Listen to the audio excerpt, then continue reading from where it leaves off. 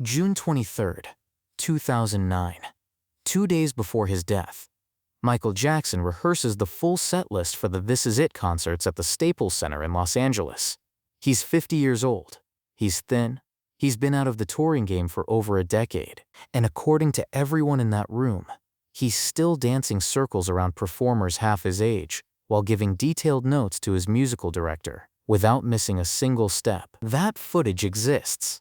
Over 100 hours of it. And what it reveals isn't just a talented performer preparing for a comeback. It's a perfectionist operating at a level that seems physically impossible. When the This Is It documentary was released in 2009, condensed from that massive archive, critics and fans alike had the same reaction.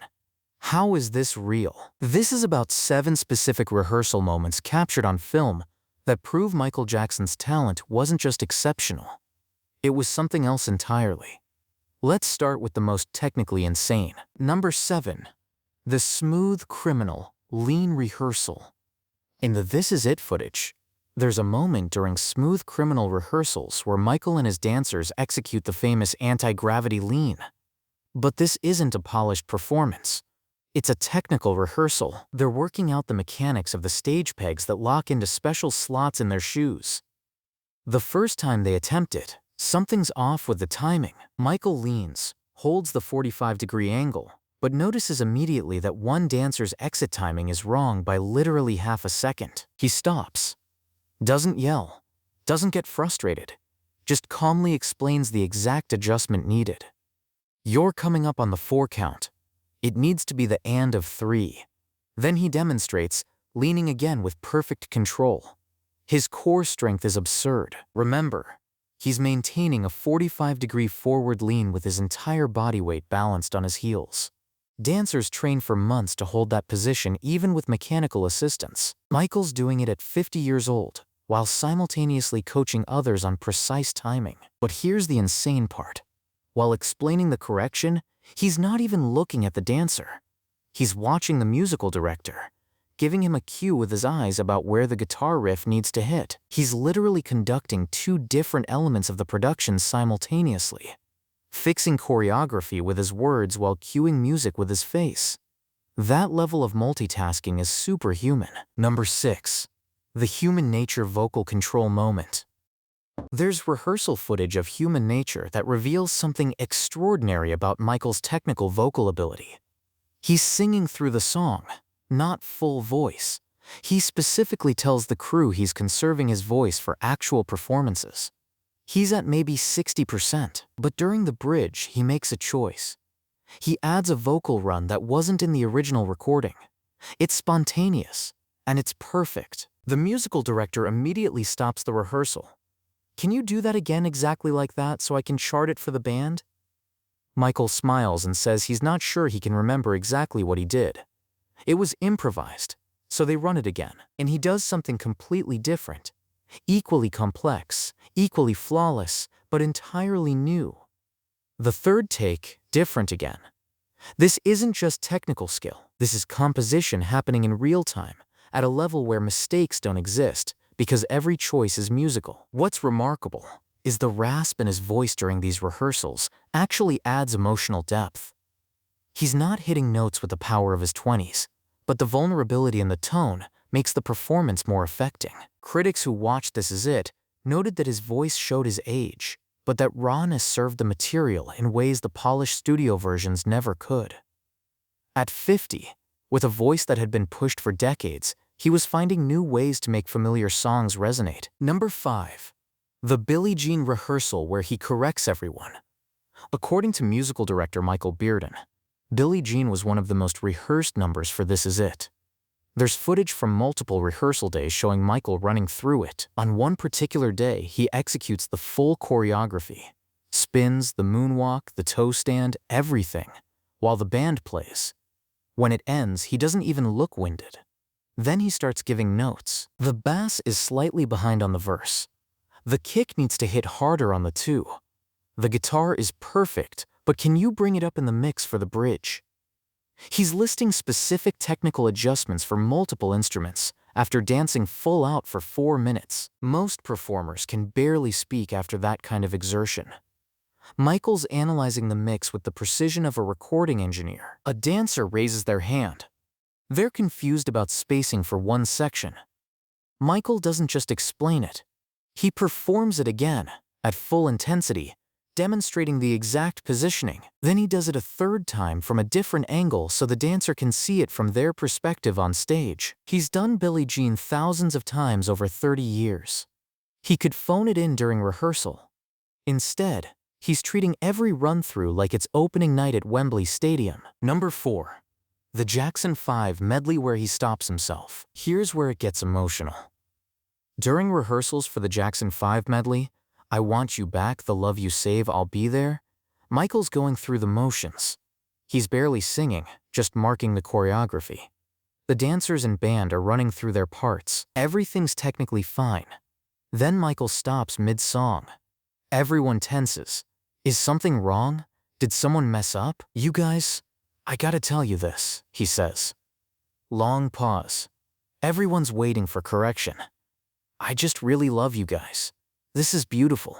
Thank you for being here with me. The whole crew exhales. It wasn't perfectionism kicking in. It was gratitude. But here's the thing. That moment reveals how intensely he was focused even while marking the performance. He was processing the emotional weight of performing these childhood songs one more time, managing his relationship with the crew, and monitoring the technical execution all simultaneously. That capacity to operate on multiple levels, technical, emotional, interpersonal, while performing, is what separated him from everyone else. And the fact that he stopped to acknowledge the people around him reveals that the perfectionism wasn't about ego. It was about collective excellence. He wanted everyone to feel what he felt when the performance clicked. Number 3. The They Don't Care About Us projection coordination. A failure real authenticator worse. For This Is It, Michael planned elaborate video projections that would interact with live dancers. For They Don't Care About Us, the concept involved digital soldiers multiplying on screen while real dancers performed on stage. During rehearsal, Michael's standing in front of a green screen watching monitors showing the rough composite of what the final effect will look like. He's not just watching, he's adjusting his choreography in real time to sync with digital elements that don't fully exist yet. He makes a move, watches the monitor, sees how it'll look with the projection, adjusts the timing by a fraction of a second, does it again. He's choreographing to match visual effects that are still being rendered. That requires visualizing the final product in his mind, while his body executes movements in an empty green room. The director, Kenny Ortega, later said Michael could see the entire show in his head exactly as it would appear on stage. Not approximately. Exactly.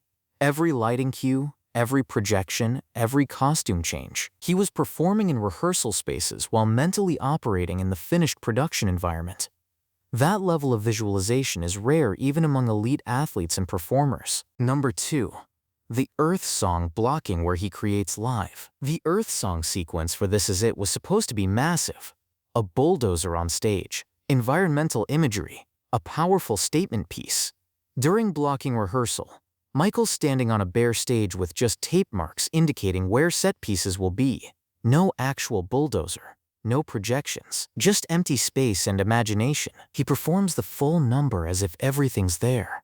He reacts to the projection that doesn't exist yet. He interacts with the bulldozer that's just a tape outline. And while doing this, he's giving Ortega notes on lighting. When the forest appears, I want backlight there, not front light. Backlight so the trees have depth.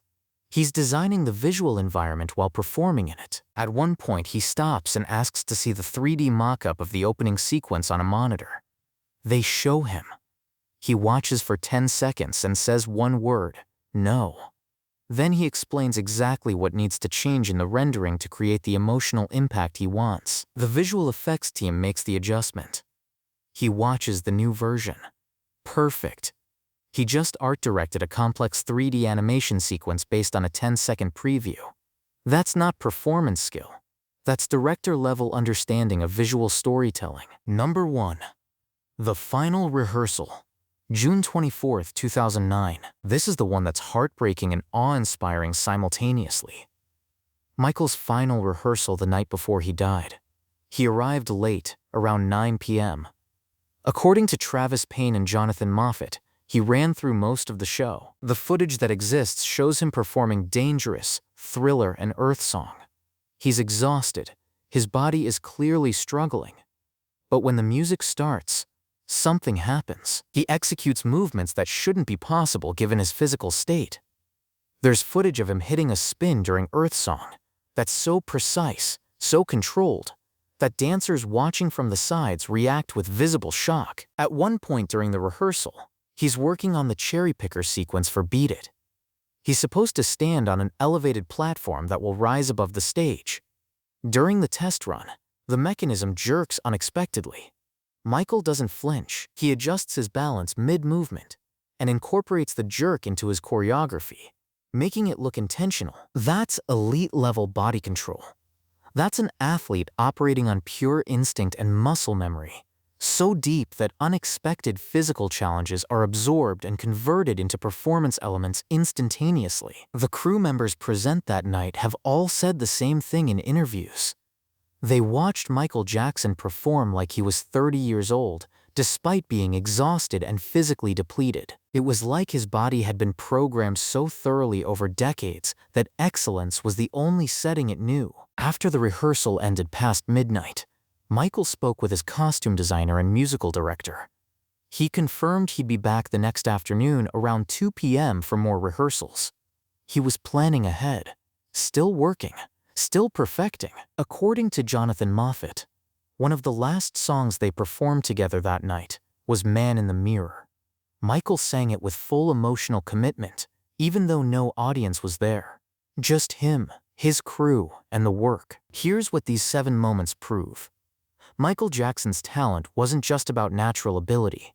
It was about decades of work refining that ability to a point where the line between human and superhuman blurred. The body control, the vocal technique, the spatial awareness, the ability to multitask across performance, direction, and production simultaneously.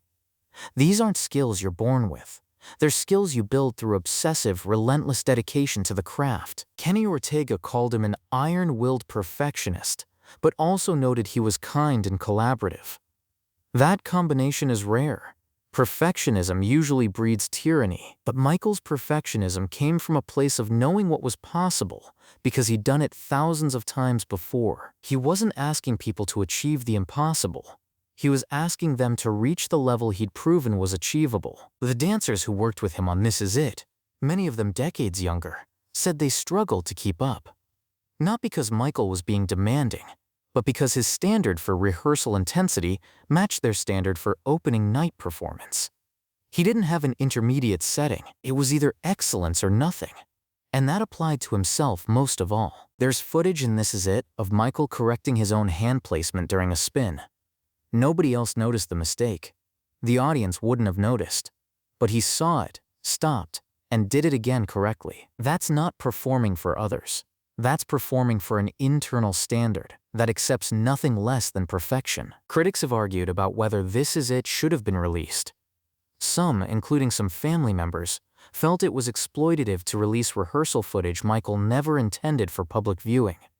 He was a known perfectionist who wouldn't have wanted the world to see unfinished work. But what the footage accidentally revealed is more valuable than any polished performance could have shown. The process, the work, the thousands of hours of dedication that created the legend. When you watch prime Michael Jackson, the Motown 25 moonwalk, the Dangerous tour performances, the iconic music videos, you're seeing the result. The rehearsal footage shows the engine, and the engine is terrifying in its precision. Every movement calculated, every vocal choice intentional, every detail considered. Nothing left to chance. That's not talent. That's mastery. The This Is It documentary became the highest-grossing concert film and documentary of all time, earning over $260 million worldwide. People weren't paying to see a polished show. They were paying to see the process, to witness genius at work, to understand how someone becomes Michael Jackson. And the answer is clear in every frame. You don't become Michael Jackson by being talented. You become Michael Jackson by taking that talent and refining it through such intense, sustained work that excellence becomes your default state. The rehearsal videos prove Michael Jackson wasn't human in one specific way. Humans have limits. Humans get tired and cut corners. Humans decide good enough is acceptable. Humans settle. Michael Jackson's rehearsal footage shows someone who rejected every human tendency toward compromise. At 50, exhausted, days from death, he was still pursuing perfection like it was opening night of his career. That's not superhuman talent. That's superhuman will. And the videos prove it beyond any doubt. Michael Jackson wasn't born the king of pop. He worked himself into that crown through decades of the kind of relentless perfectionism most people can't sustain for even a single day. That's the real lesson of the rehearsal footage. Talent gets you in the room. Work makes you a legend.